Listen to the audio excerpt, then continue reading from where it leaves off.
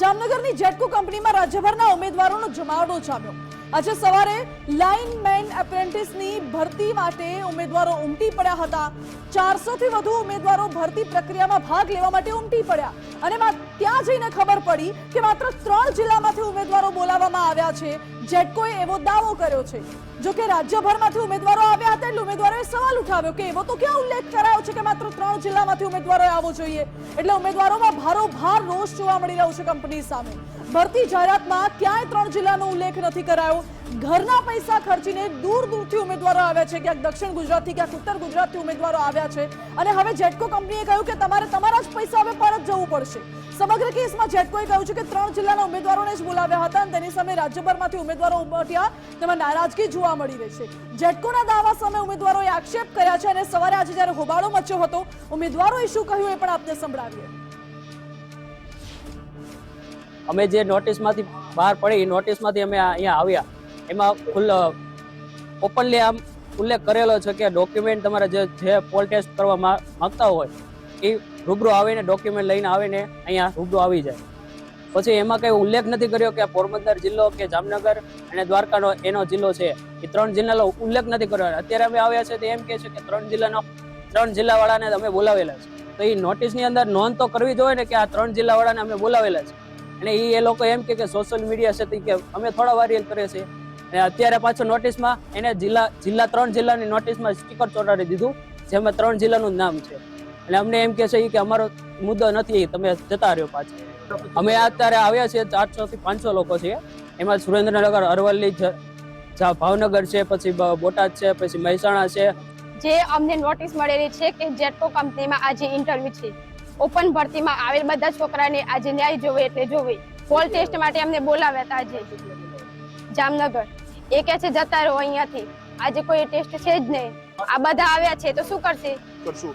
શું કઈ રીતના ભરતી પ્રક્રિયા હતી અને આજે તમે આવ્યા છો તો કચેરી દ્વારા શું કહેવામાં આવ્યું? કચેરી દ્વારા તો અત્યારે કાંઈ અમારા પ્રશ્નો જવાબ આપતા નથી અને પૂછવાનો વધારે પ્રશ્નો પૂછવા લાગ્યા તો અંદર જતા રહ્યા પાછા। એટલે અમારા એટલી જ માંગ છે કે અમારો કાંઈક નિર્ણય લાવો। અત્યારે સવારના અમે આમનામ જ છીએ તો અમારે શું, અમારે કોઈની તબિયત લથડી કે કોઈ થયું તો એનો જવાબદાર કોણ રહેશે? જેટકોવાળા રહેશે કે સરકાર રહેશે?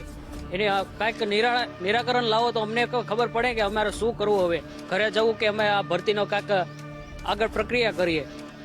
તમે ક્યાંથી આવ્યા છો અને ભરતી પ્રક્રિયાની જાણ કઈ રીતના થઈ અને આજે કચેરી દ્વારા શું કહેવામાં આવ્યું? હું આણંદ જિલ્લામાંથી આવું છું અને ભરતી પ્રક્રિયાની જાહેરાત એ રીતના સોશિયલ મીડિયામાં આવી છે કે એમાં એમને કોઈ પણ જાતના એમને અહીંયા કચેરીમાંથી એવું કહેવામાં આવ્યું છે કે અમે જામનગર, પોરબંદર અને દ્વારકા 3 જિલ્લાને જ ભરતી પ્રક્રિયા માટે માન્ય ગણીશું, બીજા અન્ય જિલ્લા માટે ભરતી પ્રક્રિયા અને કોઈ અમારી જોડે જવાબ નથી। અમે સાહેબોને અવારનવાર ઘણા સવાલો કર્યા પણ સાહેબનો કોઈ પણ સંતોષકારક જવાબ અમને હજુ સુધી મળ્યો નથી અને અમારું કહેવું એટલું જ છે કે અમને બધાને ભરતીની પ્રક્રિયા કરાવો, કાં તો અમને ન્યાય આપો, કાં તો આ ભરતી પ્રક્રિયા કરી છે એનો તમે સંપૂર્ણ રીતે ખુલાસો કરો।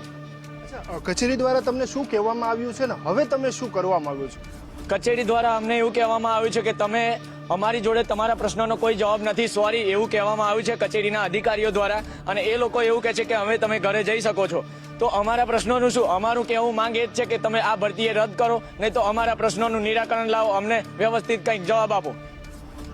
રાજ્યભરમાંથી દૂર સુદૂર જિલ્લાઓમાંથી ઉમેદવારો ઉમટી પડ્યા છે। અરવલ્લી હોય, ભાવનગર હોય, અમરેલી હોય કે પછી ડાંગ આહવા હોય, તમામ જિલ્લાઓમાંથી જે લોકો છે, ઉમેદવારો છે, ભરતી પ્રક્રિયામાં ભાગ લેવા માટે આવ્યા હતા, પરંતુ કચેરી દ્વારા માત્ર સૌરાષ્ટ્રના 3 એટલે કે જામનગર, દેવભૂમિ, દ્વારકા અને પોરબંદર જિલ્લાને જ ઉમેદવારોની ભરતી છે તેમ કહી દેવામાં આવ્યું છે।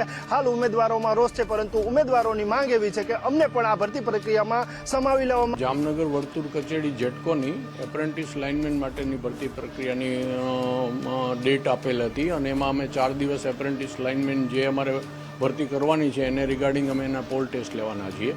જનરલી આ પ્રક્રિયા એવી હોય છે કે દર વર્ષે અમે એપ્રેન્ટિસ લાઇનમેનની ભરતી કરતા હોઈએ છીએ અને દર વર્ષે આ પ્રક્રિયા કરતા હોઈએ છીએ। રાબેતા મુજબ અમારી જે પ્રોસિજર છે એ પ્રમાણે અમે જે અમારી રોજગાર કચેરી છે એમાંથી એપ્રેન્ટિસની ભરતી કરવાની હોય છે, એ દરમિયાન અમે રોજગાર કચેરીમાંથી જે અનએમ્પ્લોયડ એપ્લિકન્ટો હોય છે એની લિસ્ટ મગાવતા હોઈએ છીએ અને અમારું જે જામનગર સર્કલ છે એ 3 જિલ્લાઓમાં વહેંચાયેલું છે, એટલે કે જામનગર, ખંભાળિયા અને પોરબંદર। એટલે અમે દરેક જિલ્લાની રોજગાર કચેરીમાંથી નામ મગાવતા હોઈએ છીએ।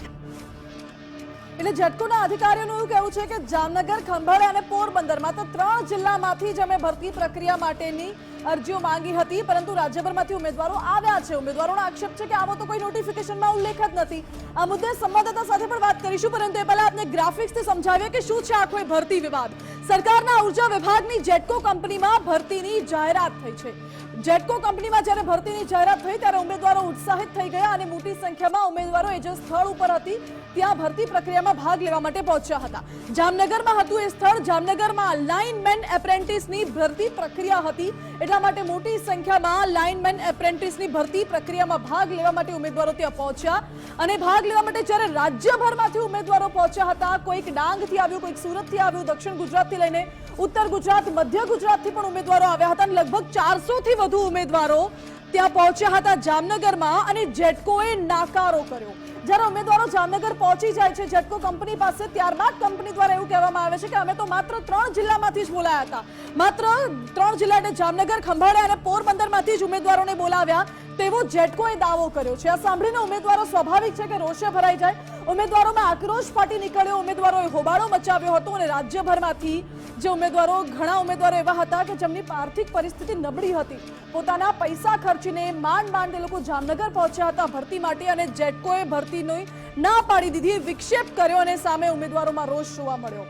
જેટકોએ એવું કહ્યું કે માત્ર 3 જિલ્લામાંથી જ ઉમેદવારોને બોલાવ્યા, એટલે બાકીના જે પણ ઉમેદવારો છે એ તમામ પોતાના પૈસા ખર્ચીને હવે પરત જતા રહે.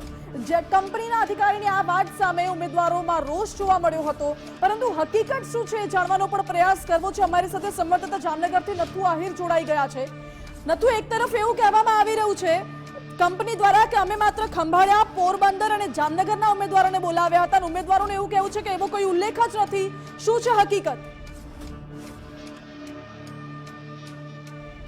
અમિતાભ, પહેલા આખો મુદ્દો સમજીએ. જેટકો જામનગર એટલે કે જામનગર વર્તુળ દ્વારા જેટકોએ એક જાહેરાત પ્રસિદ્ધ કરી હતી અને એ જાહેરાતમાં મુખ્યમંત્રીની યોજના હેઠળ એપ્રેન્ટિસની ભરતી છે તેવું દર્શાવવામાં આવ્યું હતું, જેમાં એ જાહેરાતમાં ક્યાંય પણ ઉલ્લેખ નહોતો 3 જિલ્લાઓનો.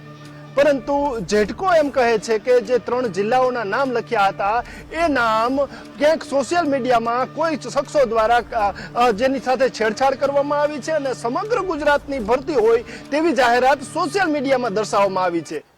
હવે જો જેટકોનું માનવામાં આવે તો જે વર્તુળ કચેરી છે તેની અંદર આવતા જે 3 જિલ્લાઓ છે એટલે કે જામનગર, દેવભૂમિ દ્વારકા અને પોરબંદર, આ જે ઉમેદવારો છે આ 3 જિલ્લાની રોજગાર કચેરીમાંથી એપ્રેન્ટિસને લઈને અહીંની વર્તુળ કચેરીમાંથી ઉમેદવારોના નામ મંગાવવામાં આવ્યા હતા અને જે નામ આવ્યા બાદ જે તે ઉમેદવારો પાસેથી અરજી આવી હતી એ અરજીના આધારે તેને કોલ લેટર મોકલવામાં આવ્યા હતા. અને આજની ભરતી પ્રક્રિયામાં એટલે કે સવારે જ્યારે આ 3 જિલ્લાના ઉમેદવારો કોલ લેટર લઈને આવ્યા તેને જ આ ભરતી પ્રક્રિયામાં સમાવેશ કરવામાં આવ્યો છે.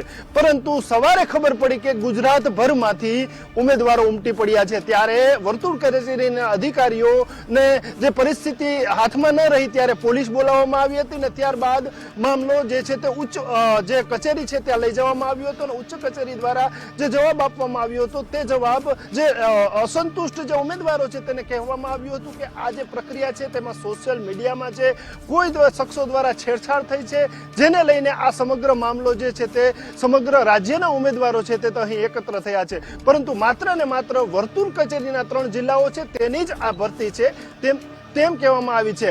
માનસી, બીજી વાત કરવામાં આવે તો જે ભરતી પ્રક્રિયા છે તેવું આજે કચેરીના અધિકારીઓ કહી રહ્યા છે, જો સરકારી એટલે કે આ તો એપ્રેન્ટિસની ભરતી છે, પરંતુ સરકારી જે કાયમી નોકરી છે તેના જે કોલ લેટર હોય છે તેની ભરતી પ્રક્રિયા ઉચ્ચ અધિકારી એટલે કે વડી કચેરી દ્વારા પ્રસિદ્ધ કરવામાં આવતો હોય છે. પરંતુ અહીં જે છે તે વર્તુળ કચેરી પૂરતી જ ભરતી પ્રક્રિયા હતી. તો સામે પક્ષે ઉમેદવારો જે અસંતુષ્ટ છે, જે રાજ્યભરમાંથી આવ્યા છે, તેને પણ માનસી એવું એક રજૂઆત કરી છે કે આ ભરતી પ્રક્રિયામાં જે કંઈ સોશિયલ મીડિયામાં જે કંઈ ખોટી પ્રસિદ્ધિ કરવામાં આવી છે તેની સામે પગલાં ભરવામાં આવે અને અમને ન્યાય આપવામાં આવે. જી માનસી.